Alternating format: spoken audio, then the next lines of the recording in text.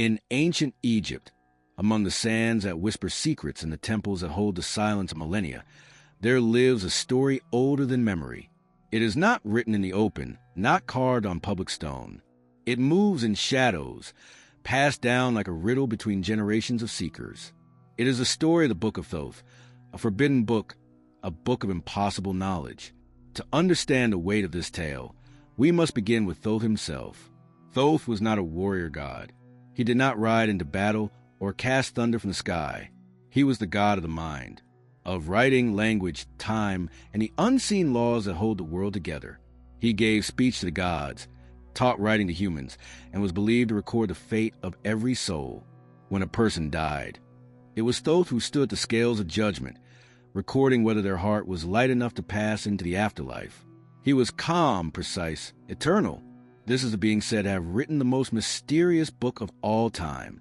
According to legend, the Book of Thoth contained the greatest secrets of the universe, not just magical spells or instructions, but knowledge of how the cosmos itself functioned. It was said to grant mastery over the earth, the sea, the sky.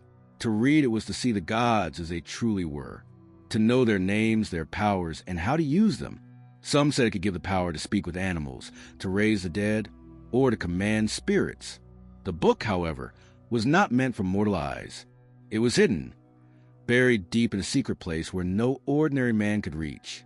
Some said it lay beneath the Nile, sealed inside a series of boxes, one of iron, inside one of bronze, inside one of gold, protected by serpents and curses. Others claimed it was entombed with one who had found it long ago and paid a terrible price. That man, the story goes, was Prince Neferkaptah. Neferkaptah was a son of Pharaoh. He was wise, educated, and curious beyond measure. When he learned of the Book of Thoth, he could not resist. He searched for it tirelessly, ignoring every warning. At last, he found it, hidden as the stories described. He broke through the layers of protection, defeated the guardians, and claimed the book. But he had stolen divine knowledge. And for this, the gods demanded a price. One by one, his loved ones were taken from him. First his son, then his wife. Though he held the book, it brought him only sorrow. In despair, he ended his own life and was buried with the book, sealing away so that no one else might suffer the same fate. Even in death, it was said the book was protected, surrounded by enchantments that would drive thieves to madness or death. Anyone who tried to read it without permission would lose their mind or bring disaster upon their house. Why, then, was the book created? If even gods feared its power, why allow it to exist? Some believed it was a test, a gift for those ready, a curse for those who were not. Others said it was never truly a book, but a symbol, a metaphor for divine wisdom that only the awakened mind could grasp. It existed not to be found, but to inspire the search for higher truth. In ancient Egypt, not all knowledge was considered good. To know the names of the gods was to gain power over them. To learn the secret words of creation was to risk disrupting the cosmic order. Only priests, sages, and initiates, those who had passed through deep inner transformation, were allowed to approach such truths. Wisdom without inner balance was seen as a danger, a fire that burns rather than warms. Over the centuries, the tale of the Book of Thoth spread beyond Egypt. As Greeks and later Romans encountered the Nile civilization, they too heard the story. They linked Thoth with their own Hermes, the messenger god, and began to call him Hermes Trismegistus, Hermes the thrice great. In their writings, the idea of a secret book survived, now mixed with Greek philosophy and early mystical thought. But in its oldest form, the story remains Egyptian, rooted in a time when magic, nature, and the divine were not separate ideas, when writing was sacred and every letter was a living force. In this world, the Book of Thoth was not just a scroll. It was a map of the universe, written in the language of spirit. Its legend has survived thousands of years because it speaks to a hunger deeper than curiosity. It calls to something in the soul, the longing to know why we are here, where we came from, and what powers lie sleeping within us. But it also comes with a warning. Some truths cannot be rushed. Some doors should not be opened until we are ready. That is why the book is called forbidden, not because it is evil, but because it demands transformation. The reader must be changed. must be worthy. Otherwise, the knowledge will destroy rather than enlighten. This is a legend, and though no physical copy has ever been found, the story continues to move in the world, in symbols, in dreams, in the quiet intuition that there is more to life than what the eyes can see.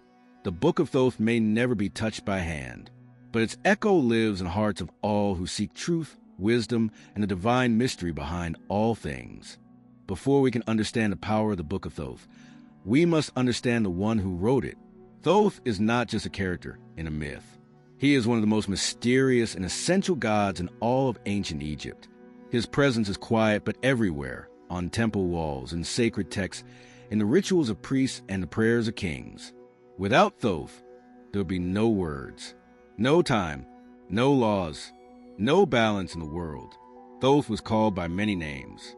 He was Yehudi in Egyptian, the he who was like the ibis, a bird known for its long curved beak and graceful movement near water.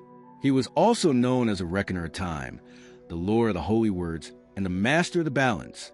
In every name, there is a thread of precision, of clarity, of sacred order. Unlike many of the Egyptian gods, Thoth did not rule by force or fear. He ruled by wisdom. While other gods were shown with weapons or animal strength, Thoth appeared with a writing palette and a reed pen. In one hand, he carried the scribe's tools. In the other, the ankh of life or the staff of divine authority. His power was not loud but absolute. He was often depicted with the head of an ibis, but sometimes with a baboon's face, another sacred animal linked to wisdom, night vision, and hidden knowledge. The baboon form of Thoth was said to appear at dawn, crying out at the rising of the sun, symbolizing the awakening of consciousness. In Egyptian belief, the universe was held together by a force called Ma'at, truth, balance, justice, and cosmic order. Thoth was a guardian of Ma'at. He recorded the way to the heart in the afterlife, wrote down the words of the gods, and made sure the stars moved according to the right cycles. He invented writing not as a tool for humans alone, but as a divine gift, a bridge between heaven and earth. When the gods spoke, Thoth recorded their words. When the sun rose, Thoth measured its path. When humans prayed, it was Thoth who knew how to send the words upward to the divine. This is why he was so closely tied to the moon, reflective, changing, and full of secret rhythms. Writing in ancient Egypt was not just communication. It was creation. Every hieroglyph was alive. Every name had power. To write something was to shape reality. And Thoth was the first writer, the inventor of the sacred script. He taught humans to read and write, but only the initiated, only those who were prepared, could truly understand the deeper meanings hidden within the symbols. Priests and scribes saw Thoth as their divine guide. Before writing, they prayed to him. Before speaking a ritual word, they asked for his blessing. The temples of Egypt were filled with prayers, hymns, spells, and stories, all under the watchful eye of Thoth. He was there at birth, in death, and in every ceremony in between. Even the gods depended on him. In one myth, when the goddess Isis needed to bring her husband Osiris back to life, it was Thoth who taught her the necessary spells. In another, when the sun god Ra was poisoned, Thoth came with knowledge of the healing words. He was the voice of reason in the divine court, the mediator in arguments, the one who restored order when chaos crept in. Thoth was also a timekeeper. He was said to have created the 365-day calendar by winning light from a moon. He knew the cycles of the stars, the tides of the Nile, the hidden codes of time. For the Egyptians, time was sacred, and every moment had a meaning. Thoth kept that meaning alive. But beyond his role in maintaining order in writing, Thoth was also a god of magic. Not illusion, not tricks, but Heka, the deep force that moves beneath all things. Magic in ancient Egypt was a science of divine connection. It was the art of aligning with the powers that shape reality. Thoth knew all spells, all words of power. He could open gates to the underworld, calm storms, or call spirits with a single syllable. This is why the Book of Thoth, said to be written by his own hand, was believed to contain the greatest magic of all. For if Thoth was the master of writing and magic, then his book would hold the secrets of creation itself. To understand Thoth is to understand that knowledge is not neutral. It is a force. It can heal or harm, awaken or destroy. Thoth did not give humanity language and writing as simple tools. He gave them as a sacred trust, a responsibility to learn with humility and to use with care. Even now, the figure of Thoth continues to inspire. He stands at the edge of myth and memory, reminding us that true wisdom comes not from gathering facts, but from understanding the hidden patterns behind all things. He is the voice in silence, the writer in the stars, the quiet intelligence that underlies all creation. He teaches that words can build or break, that time is sacred, and that magic is not superstition, but the living connection between the soul and the universe. In every scroll, every sacred text, every whispered prayer that seeks truth, the spirit of Thoth lives on. The Book of Thoth is one of the most mysterious artifacts in ancient mythology, but unlike many sacred objects that were clearly outlined in scripture or carved into temple walls, this book was never officially cataloged. No physical copy has ever been found. No known scroll bears its title, and yet its legend has endured for thousands of years. Where, then, does the story come from? What are the ancient sources that speak of this forbidden text? We begin with the Seton Kamwa's tales, written in Egypt during the Ptolemaic period, more than 1,000 years after the Great Pyramids were built. These stories were preserved in Demotic Egyptian, a later script that evolved from the classical hieroglyphic system. Though written in a time when Greek influence was strong in Egypt, the tales retain the heartbeat of native myth, and it is here in these texts that we find the clearest reference to the Book of Thoth. The first story tells of a prince named Seton Kamwas, son of Ramses II, who was not only a royal but also a magician and scholar. Seton, like so many seekers across the ages, becomes obsessed with finding the lost Book of Thoth. He learns of its location, buried in the tomb of Neferkapta, a long-dead noble who had once found the book and paid the ultimate price for his curiosity. Seton travels to the necropolis of Memphis, where Neferkapta is buried. When he enters the tomb, he is met not only with the silence of the dead, but with the presence of spirits. Neferkapta's ghost warns him, the book brings sorrow. It had once brought ruin to his life, killing his wife and child as punishment for stealing divine wisdom. But Seton, driven by ambition and the hunger for forbidden knowledge, refuses to listen. He takes the book anyway. What follows is a series of illusions, punishments, and spiritual tests. Seton is tricked into committing grave sins until he realizes it was all a vision, a warning meant to humble him. Eventually, he returns the book to Neferkapta's tomb, acknowledging that he was not yet ready to hold such sacred knowledge. The message is clear. The book exists, but only those who are spiritually prepared may claim it. This story is not simply a tale of magic and adventure. It is a symbolic journey. Each element, Seton's pride, the illusion of sin, the ghost warning, carries meaning.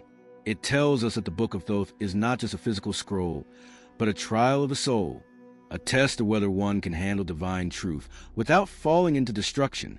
Another variation of the story appears in a second Seton tale. This time, Seton must retrieve a magical papyrus from a distant land, again facing trials that reflect moral and spiritual themes.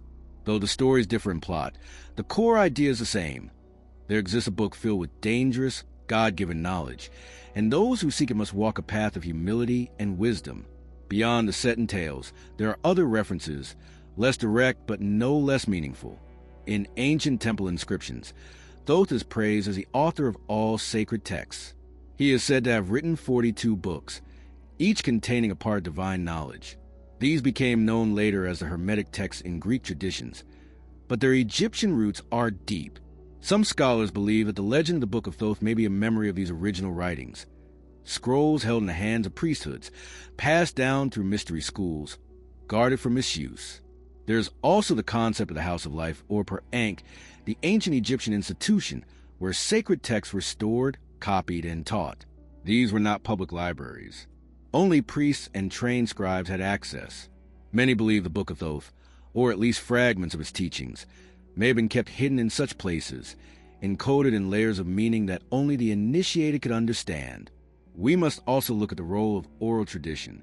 In ancient times, not all sacred knowledge was written. Much of it was passed from teacher to student, mouth to ear, in the stillness of sanctuaries. The Book of Thoth, in this sense, may have been more of a spiritual code than a literal manuscript, a living transmission of wisdom wrapped in story and symbol. In the centuries after Egypt's golden age, as Greek, Roman, and later Arabic cultures interacted with the Nile civilization, the legend of Thoth grew. He was transformed into Hermes Trismegistus, the 3 times great sage, and the idea of a divine book survived in new forms.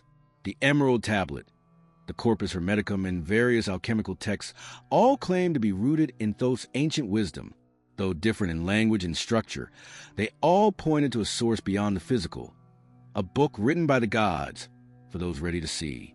Even today, the Seton stories are studied not just by Egyptologists, but by mystics, spiritual seekers, and those drawn to the hidden paths of wisdom. The Book of Thoth may be a myth, but is a myth with roots in real rituals, real beliefs, and real teachings that once shaped the consciousness of an entire civilization. What matters is not whether the book ever sat on a shelf or lay in a tomb. What matters is what the story reveals about knowledge, about desire, and about the eternal question: what should be known and what should remain hidden? The ancient texts that mention the Book of Thoth do not give us a full map. They offer fragments, clues, warnings, and perhaps that is the point. The book is not for everyone. It must be pieced together, not just in words, but in the journey of one's own soul. What was written in the Book of Thoth? What kind of knowledge was so sacred, so powerful, that even gods placed boundaries around it? Across the centuries, across myth and speculation, one question has remained: what secrets did the book hold? Though no known copy of the book has survived, the legends are clear in their message. The Book of Thoth was said to contain the knowledge of the gods themselves, the structure of the universe, the forces of creation, the names that shape reality. It was more than a collection of spells. It was a manual of existence, a divine record of what is, and what could be. The first part of the book, according to the Seton tales and later interpretations, granted the reader power over the earth. It held the names of animals and spirits, the speech of birds, the language of the trees. It allowed one to command nature, to know its rhythms, to bend it gently to will. Those who mastered this knowledge could speak with beasts, summon winds, or move unseen through the wilderness. The second part went even deeper. It revealed the secrets of the heavens and the underworld. It explained the cycles of the stars, the paths of planets, the hidden mathematics of time. It gave the reader access to the souls of the dead, allowing them to call forth spirits from the afterlife and send them back again. It was said that the book taught the art of resurrection, not just of the body, but of consciousness itself. The Book of Thoth was not meant to simply inform. It was meant to transform. Every word was a doorway, every phrase a challenge. To read it was not only to learn, but to be changed, internally, permanently. It demanded preparation of the mind and the heart. It asked the reader to leave behind the ordinary world and enter a sacred space where symbols speak and silence answers. Among the most repeated claims is that the book contained the divine names, not just of the gods, but the elements, the days, the hours. In Egyptian belief, to know the true name of something was to hold its essence. Names were not labels. They were keys. To speak a name with full awareness was to awaken the force behind it. The Book of Thoth, then, was a collection of such keys, words that open reality itself. There are also descriptions that link the book to the 7 senses of the soul, not just the 5 senses of the body, but deeper, more refined capacities of perception. It was said that the book could help one awaken inner sight, inner hearing, and the ability to read energy in all things. This aligns with the Egyptian view of the soul as having multiple parts. Ka, Ba, Ak, Run, Shut, each needing its own kind of wisdom to unfold. In later mystical traditions, especially in the writings that came from the fusion of Egyptian and Greek thought, we see echoes of this knowledge. The Emerald Tablet speaks of as above, so below, suggesting that understanding the heavens gives mastery over the earth. The Corpus Hermeticum speaks of the divine mind as both creator and mirror. These are not distant from the Book of Thoth. They are its children, carrying its spirit in different tongues. The knowledge in the book was also said to reveal the spiritual map of a human being, not just anatomy, but the energy system. It explained the channels through which divine light flows, the centers of power within the body, the sacred breath that links the human to the eternal. Some modern esoteric thinkers have drawn parallels between this and the chakra systems of India or the Tree of Life in Kabbalah. Though these systems are separate in origin, they all point to the same inner structure, that the human is a temple, and within it are stairs to the divine. More than anything, the Book of Thoth was believed to hold the word of becoming, a sound, a vibration, or perhaps a sacred formula that could transform the reader into something more. Not a god, but a human fully awakened, a being in balance with the universe, aware of their origin and purpose. This is why the book was forbidden to the unprepared. To misuse its knowledge could lead to madness. To seek its power without understanding its burden could bring ruin. The spells it contained were not toys. They were laws. To break them meant to break oneself. In the myth of Seton, after he steals a book, illusions are cast before him. He sees himself commit shameful acts, destroy his family, lose his honor. Though it was all a vision, it leaves him changed. The message is clear.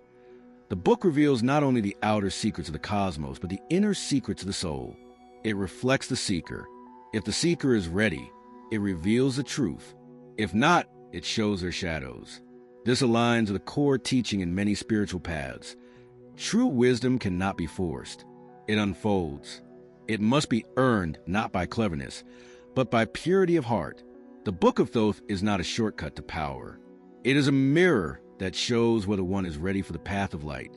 Some traditions say that even though the physical book is lost, its contents are still alive, hidden in the stars, encoded in sacred temples, or passed down through secret oral teachings. Others believe the book is within each person, waiting to be opened through meditation, service, and inner discipline. What matters most is the understanding that sacred knowledge comes with responsibility. The Book of Thoth, real or symbolic, is a reminder that knowledge is not enough. What matters is how it is used, whether it leads to domination or compassion, to pride or wisdom, to illusion or truth. And so, the knowledge contained within the Book of Thoth continues to call to the human spirit, not as a book to possess, but as a path to walk. Though the Book of Thoth may have been born in the sand of ancient Egypt, its legacy did not end with the fall of pharaohs or the fading of hieroglyphs. Its spirit traveled far beyond the Nile, transforming as it moved through different cultures, taking on new names and forms. Over time, it would become a foundation for one of the most influential streams of mystical philosophy in the West, Hermeticism.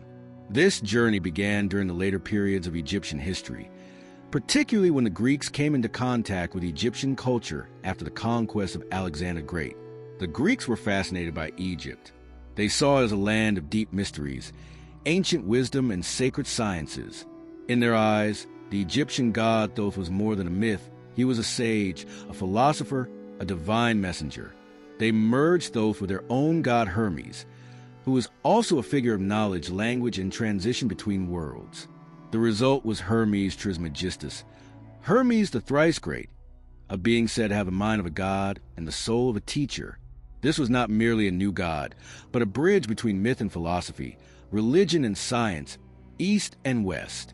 Under this name, the teachings of Thoth began to appear in a new body of texts, the Hermetic writings.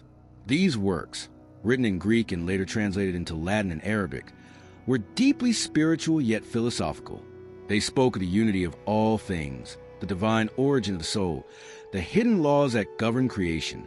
They taught that the human being is a microcosm of the universe, a reflection of the cosmos, carried within the same forces that shape the stars.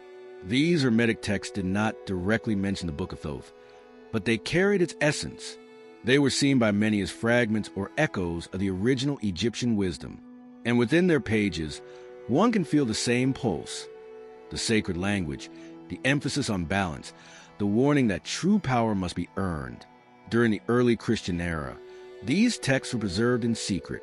In a world where new religions were clashing and political empires were rising, Hermetic knowledge went underground, but it did not disappear. It reemerged in the Islamic Golden Age, where scholars and mystics translated and studied Hermetic texts alongside other classical works. And later, during the Renaissance, they were rediscovered once more, this time igniting a wave of spiritual and intellectual awakening in Europe. It was during this Renaissance period that the Book of Thoth took on new meaning. European alchemists, philosophers, and mystics saw in Thoth's legend a symbol of the lost ancient wisdom they longed to reclaim. They believed that the Book of Thoth was hidden, not in one place, but in the scattered pages of many sacred texts, including the Emerald Tablet, the Picatrix, the Sefer Yetzirah, and even the Bible itself. One of the most significant developments in this lineage was the creation of the tarot, though its exact origins are debated. Many believe the tarot was influenced by Hermetic ideas and symbol systems. In the 18th and 19th centuries, occultists such as Eliphas Levi and Aleister Crowley began to associate the tarot with the Book of Thoth directly. For them, the 78 cards were not just a game or a tool for fortune-telling. They were a sacred text in picture form. Each card, they believed, represented a truth from the ancient book, the journey of the soul, the elements of the cosmos, the trials of the seeker. The major arcana, in particular, was seen as a visual map of the spiritual path, from the fool, who begins in ignorance, to the world, which represents cosmic unity. In this way, the Book of Thoth lived on, not in words, but in images, colors, and archetypes. Aleister Crowley, a controversial figure in modern occultism, created his own version of the tarot called the Thoth deck, painted by artist Lady Frida Harris. Crowley claimed to have received mystical transmissions from higher beings, and believed his deck preserved the true structure of the Book of Thoth, whether or not one accepts his visions. There is no denying the power and influence of this deck. It brought the ancient name of Thoth into the modern world, introducing it to new generations of seekers. Beyond tarot, the influence of the Book of Thoth can be felt throughout Western esoteric traditions.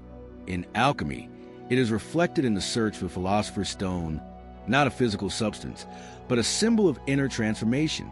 In Kabbalah, it echoes in the paths of the Tree of Life, where divine energies flow from the infinite to the finite.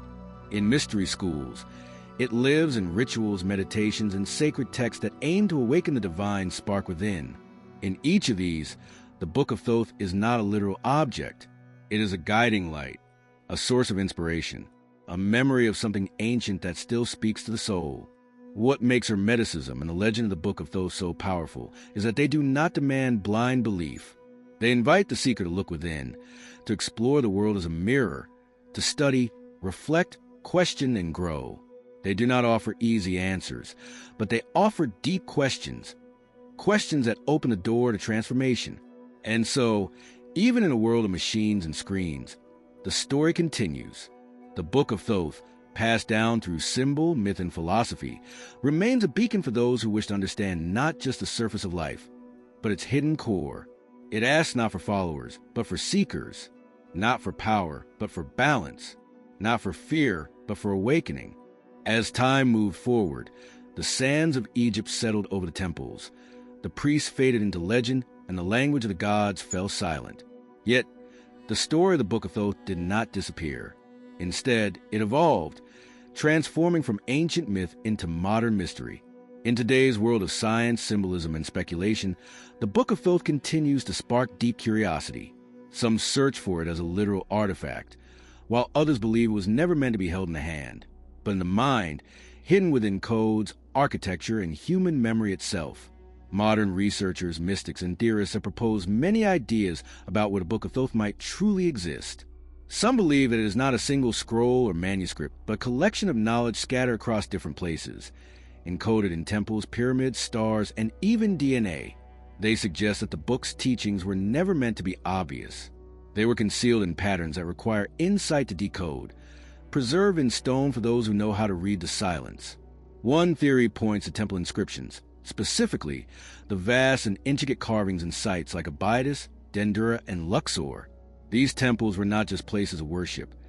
They were cosmic diagrams. Every image, every proportion, every orientation was thought to mirror celestial laws. Some believe these temples are the Book of Thoth in another form, open to all, yet readable only to the awakened. The pyramids of Giza, too, are seen by many as holding more than just the bodies of kings. Their alignment with the stars, particularly Orion's belt and the constellation Sirius, suggests a blueprint based on cosmic cycles. Could the true Book of Thoth be a structure rather than a scroll? A multidimensional message encoded in architecture? This is the view of some alternative historians and ancient astronaut theorists who argue that the Egyptians inherited knowledge from a forgotten civilization, perhaps even one not of this earth. This brings us to the controversial idea of Atlantis. Plato's writings describe a lost civilization of immense wisdom and power, which many have linked to Egypt through myth and migration. Some suggest that survivors of Atlantis, after its fall, came to Egypt and seeded the sacred knowledge that would later be attributed to Thoth.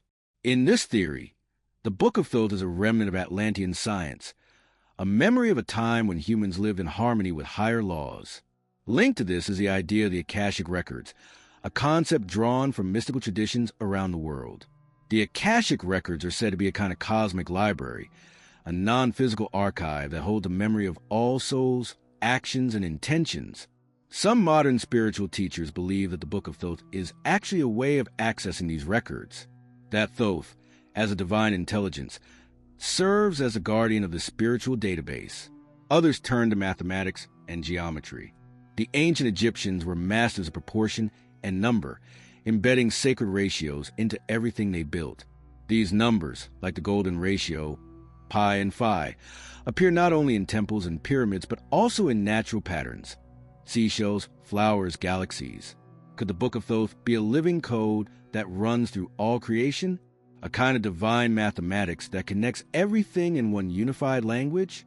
There is also the idea that the Book of Thoth survives not in physical form, but through consciousness itself. In this view, each human being carries within them the full potential of divine knowledge, but it lies dormant. Spiritual practices like meditation, breathwork, ritual, and initiation are seen as ways of unlocking that inner book. Thoth, then, is not a distant god, but a symbol of the higher mind, waiting to awaken in those who seek truth with pure intent. Some even link the legend of the book to breakthroughs in quantum theory and consciousness studies. The idea that observation changes reality, that the mind and matter are deeply connected, mirrors ancient teachings about creation through thought and word, the power to shape reality with intention. A central theme in the Book of Thoth now echoes in the language of modern science. And then there is the Rosetta Stone. Discovered in 1799, the Rosetta Stone helped scholars decode Egyptian hieroglyphs, giving modern humanity access to thousands of years of lost texts. Some believe this was not just a scholarly breakthrough, but a moment of divine timing, as if the world had finally reached a point where it could begin to understand what the ancients left behind. The Book of Thoth, in this context, may be hidden in plain sight, within the vast library of translated scrolls and temple writings still being studied today. Across all these theories, whether academic, esoteric, or visionary, one thread remains constant: the belief that the Book of Thoth contains knowledge not just about the world, but about the self. It is said to reveal not only the laws of the stars, but the laws of the soul. It teaches how to awaken inner faculties, how to walk in harmony with the divine, how to remember what the spirit has forgotten. This is why it continues to attract attention. Not because people want to control nature or command spirits, but because they long to understand themselves at the deepest level. The book represents the ultimate mystery, the secret not only of how the universe works, but why it exists and what our place is within it.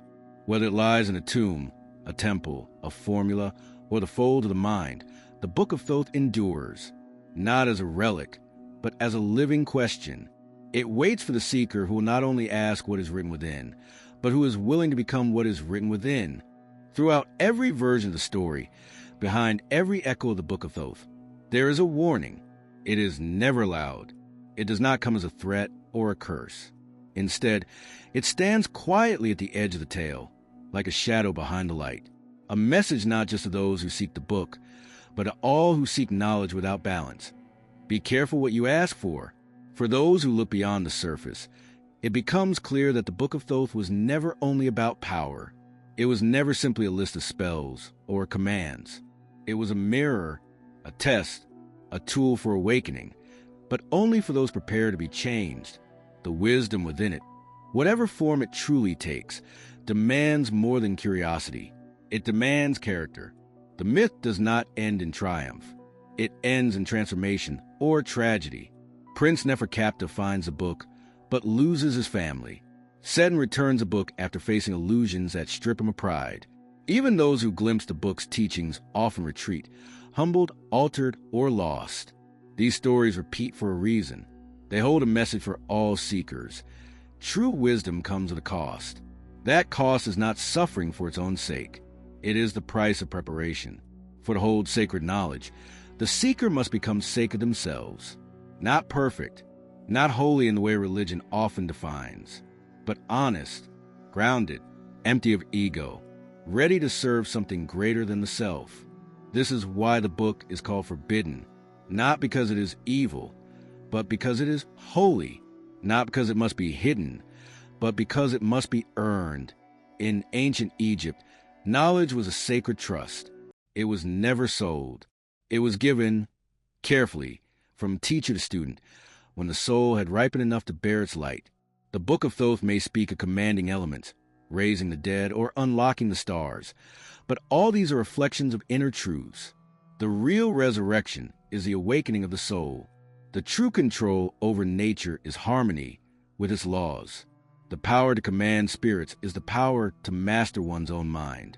Without that foundation, knowledge becomes dangerous, not because of what it is, but because of what we are when we use it. This is the essence of the spiritual warning. It is not meant to frighten. It is meant to protect. The myths caution us not to stop seeking, but to prepare ourselves as we seek, to ask not just what the book says, but who we must become to understand it. It is no coincidence that Thoth himself was a god of balance. He stood between opposites, light and dark, heaven and earth, chaos and order. He did not destroy evil with violence. He dissolved it with understanding.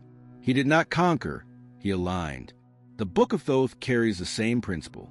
It does not grant power to dominate, but to align with the divine structure of reality.